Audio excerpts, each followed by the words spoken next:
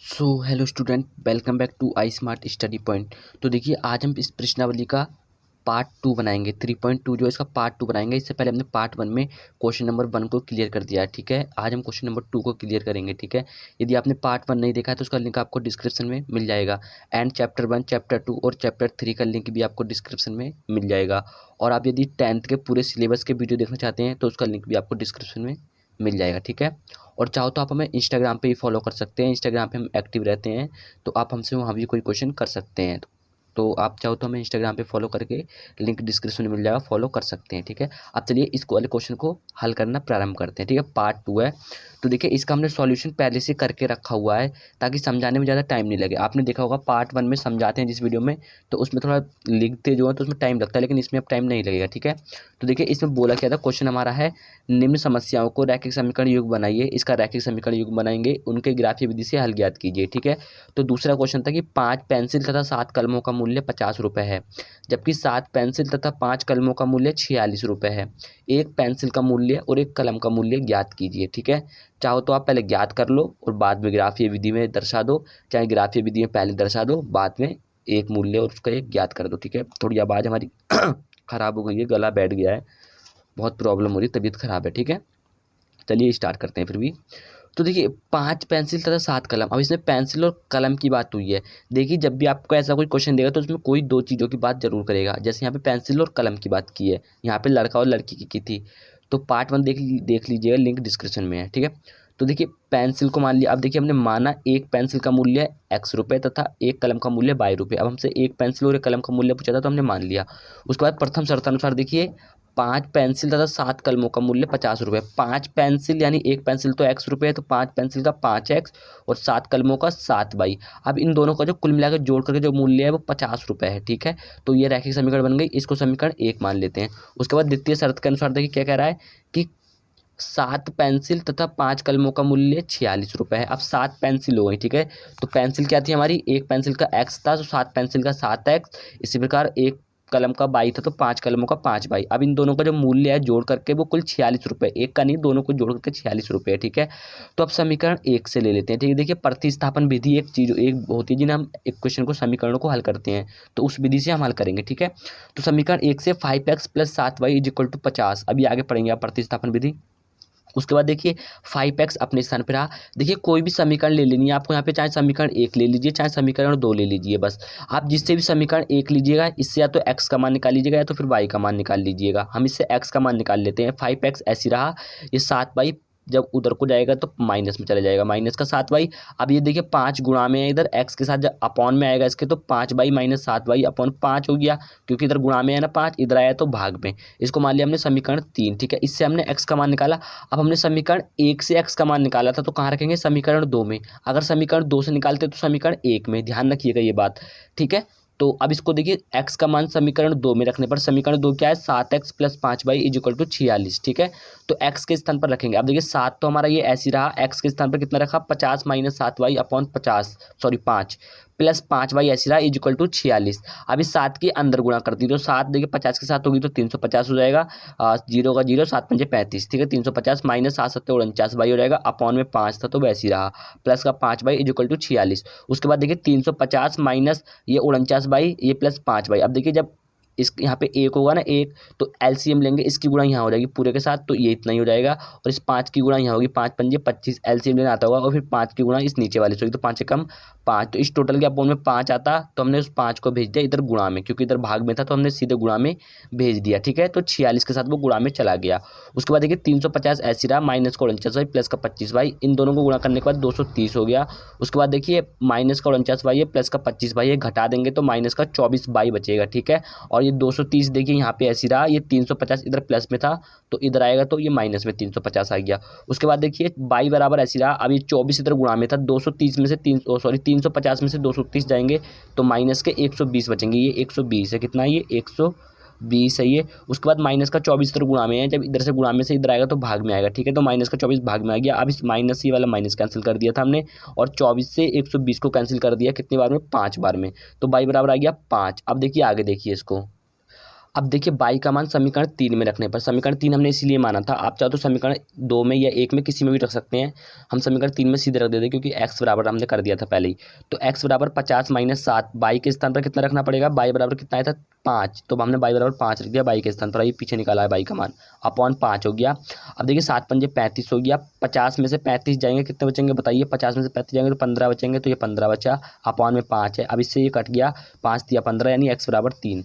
हमने x क्या माना था, देखिए माना अर्थात माना एक पेंसिल का मूल्य ₹x था, तो अब एक पेंसिल का मूल्य x का मान कितना है 3, तो x पेंसिल का मूल्य ₹3 हो गया एक पेंसिल का, और एक कलम का मूल्य ₹5, क्योंकि बाई का मान 5 आया था और हमने एक कलम का मूल्य क्या माना था ₹22, ठीक है। तो ये बाई का मान 5 आया था, तो ₹5 हो गया। अब चलिए ग्राफीय विधि करते हैं। तो देखिए ग्राफीय विधि में क्या करते हैं, दोनों समीकरणों को उठाते हैं, उसमें अपनी तरफ से वैल्यू पुट करते हैं और दो दो मान निकाल लेते हैं, 2x के 2 y के, ठीक है। तो कैसे निकालेंगे देखते रहिए। आपको ऐसे मान रखने कि आपका मान पॉइंट में नहीं आए, लेकिन इसमें पॉइंट में ही आ रहा है। दर्शाना कैसे है ग्राफ में वो हम बताएंगे। समीकरण 1 ये है। अब समीकरण 1 में y बराबर 5 रखने पर, तो समीकरण 1 देखिए 5x ऐसी रहा प्लस 7 इंटू बाई के स्थान पर 5 अपनी तरफ से रखना होगा, कोई भी मान रख दीजिए कोई दिक्कत नहीं है, लेकिन कोशिश ऐसे करिएगा कि आपका मान पॉइंट में नहीं आए बस, और 50। अब देखिए 5x ऐसी रहा, 7 पंजे 35, 35 जब उधर चला गया तो 50 - 35 हो गया। अब x बराबर 50 में से 35 गए 15 बचे, तो 15 इधर गुणा में था 5, इधर आया तो भाग में आ गया, तो 5 से 15 कट गया 3 बार में, तो x बराबर 3, ठीक है। अब देखिए एक मान निकाल लिया, एक x का एक y का, तो पुनः समीकरण 1 में y बराबर 10 रखने पर, अब देखिए तभी तो हम रख रहे हैं कि पॉइंट में नहीं आया, ठीक है। तो 5x = 7 देखिए ऐसी रहा समीकरण, देखिए ये थी समीकरण 2, ठीक है, समीकरण 1 थी, ठीक है, समीकरण 1 ये थी। तो y बराबर समीकरण 1 में y बराबर 10 रखने पर, तो 5x + 7 यहाँ पे y था तो 10 रख दिया बाई के स्थान पर, = 50। अब 5x 7 ढाई 70, अब 70 उधर चला गया तो माइनस में 70 पहुंच गया 50 के, ठीक है।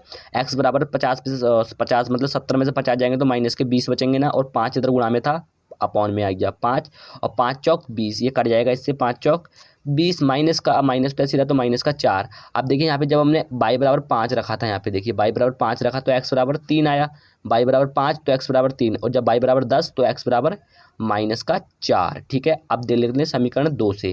तो समीकरण 2 ये है हमारे पास, 5x + 7y = 46। आप देख लीजिएगा पीछे, समीकरण 2 में y बराबर 2 रखने पर, ठीक है, आप इसमें तो रखना पड़ेगा, इसमें पॉइंट में ही आ रहा है, हमने बहुत देखा था। तो 5x + 7 बाई के स्थान पर 2 आ गया = 46, तो 5x 7 दूनी 14, 14 उधर चला गया 46 - 14 हो गया, ठीक है। अब 5 जो उधर गुणा में था इधर आ गया अपॉन में, 46 है, 46 में 14 गए 32 बचे, 5 इधर गुणा में था इधर आ गया भाग में, x = 5 × 30.4, देखिए 32 से भाग देंगे जब आप 5 से, तो 5 × 30 बचा कितना 2, यहाँ पॉइंट लगाते हैं फिर 0 बढ़ा देते हैं, तो 5 चौक 20, ठीक है, ऐसे भाग दे लेते हैं, तो 5 चौक 20 6.4 आ गया।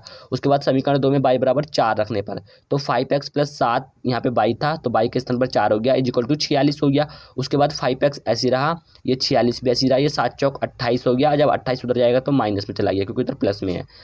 x बराबर, अब ये गुणा में है तो x बराबर = 18/5 आ गया, 46 में से 28 जाएंगे तो 18 बचेगा, अपॉन इधर गुणा में था 5 तो भाग में आ गया। उसके बाद भाग देंगे 18 से, देखिए 18 में जब 5 से भाग देंगे तो 5 दिया 15, अब 18 में से 15 का कितने बचे 3, फिर यहाँ पॉइंट लगा लेते हैं, यहाँ 0 बढ़ा लेते हैं, पता है ना, 5 × 30 कट गया सारा का सारा, तो 3.6, तो ये 3.6 हमने पहले से लिखा हुआ है। अब टेबल बना लेते हैं इसकी भी। तो देखिए अभी हमने वैल्यू जो पुट की थी वो y बराबर 2 आया था तो x बराबर 6.4, जब y बराबर 4 रखा था तो x बराबर 3.6। अब इसको दर्शा लेते हैं ग्राफ में।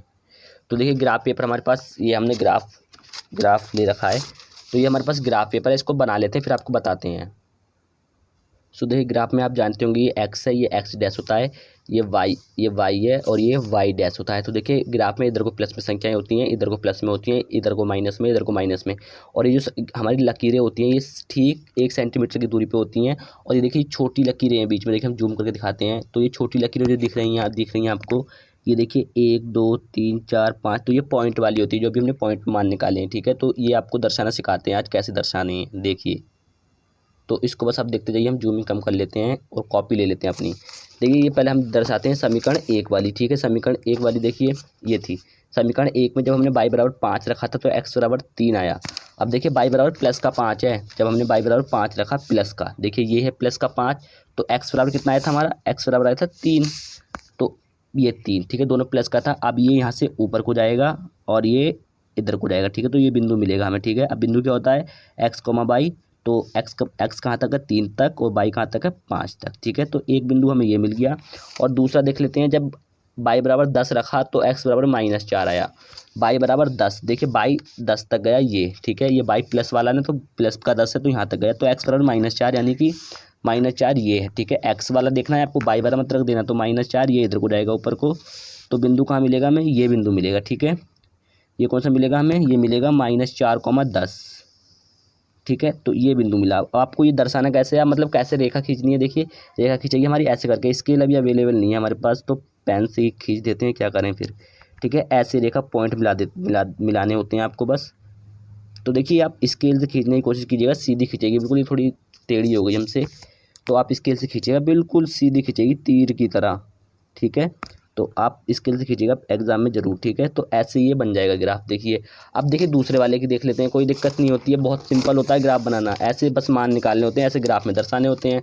अब जैसे देखिए पहले हमने रखा था y बराबर 2, तो x बराबर 6.4, मतलब y गया 2 तक प्लस के 2 तक, तो ये प्लस का 2 है y। ठीक है, y प्लस के 2 तक गया, तो x बराबर कहाँ तक गया 6.4 प्लस का ही है। ठीक है, 6.4, अब देखिए 6 तो ये गया, ठीक है 6 ये गया ना, अब हमें 0.4 तक जाना है। अब हम जूम करके दिखाते हैं आपको, देखिए जूम करके देखिए, 6 ये है, तो 1 2 3 4, ठीक है ये है, यहाँ से है। ठीक है, तो अब जूमिंग कम कर लेते हैं इसकी। ठीक है, अब जूमिंग आपको कम कर देते हैं, समझ गए होंगे आप।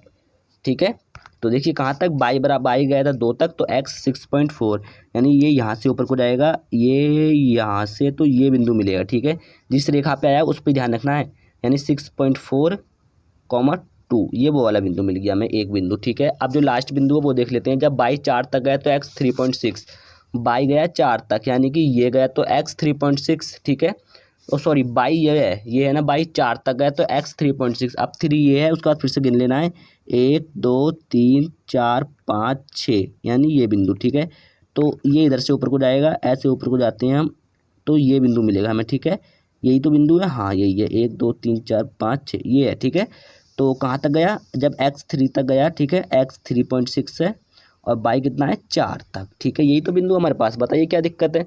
एक बिंदु ये मिल गया हमें और एक बिंदु ये मिल गया। ठीक है, अब इसको जोड़ देते हैं हम, बहुत सिंपल होता है, पता है बहुत ज़्यादा इजी ग्राफ बनाना, तो बहुत ज़्यादा इजी होता है। कोशिश करेंगे थोड़ी सी समझने की तो बहुत ईजी होता है ग्राफ बनाना, तो आप भी आसानी से कर सकते हैं, इतना टफ नहीं होता है ग्राफ बनाना। आप स्केल जरूर लीजिएगा, देखिएगा उतना मज़ा नहीं आ रहा पेन से करने में। ठीक है, स्केल के बिना तो मज़ा ही नहीं आएगा, तो स्केल हमारा कोई ले गया। ठीक है, तो देखिए ऐसे ये रेखा इसके पास से निकल जाएगी, जब आप स्केल से खींचेंगे तो और ज़्यादा शायद इधर को चली जाती है। ठीक है, तो देखिए ये हमारा ग्राफ बनके तैयार हो चुका है। उम्मीद करते हैं क्वेश्चन आपको क्लियर हो चुका होगा। वीडियो आपको पसंद है तो वीडियो को एक लाइक कर दीजिएगा, और चैनल पे पहली बार आए तो सब्सक्राइब कर लीजिएगा। यदि पार्ट 1 नहीं मिला है तो उसका लिंक आपको डिस्क्रिप्शन में मिल जाएगा, चैप्टर 1 और चैप्टर 2 का भी लिंक आपको डिस्क्रिप्शन में मिल जाएगा। ठीक है, तो उम्मीद करते हैं कोई क्वेश्चन आपका डाउट है, एंड कोई भी क्वेश्चन है A to Z, तो वो आप हमें कमेंट बॉक्स में बता दीजिए, उसका सॉल्यूशन आपको प्रोवाइड करा दिया जाएगा। ठीक है, चलिए मिलते हैं नेक्स्ट वीडियो में, तब तक के लिए जय हिंद, वंदे मातरम, भारत माता की जय।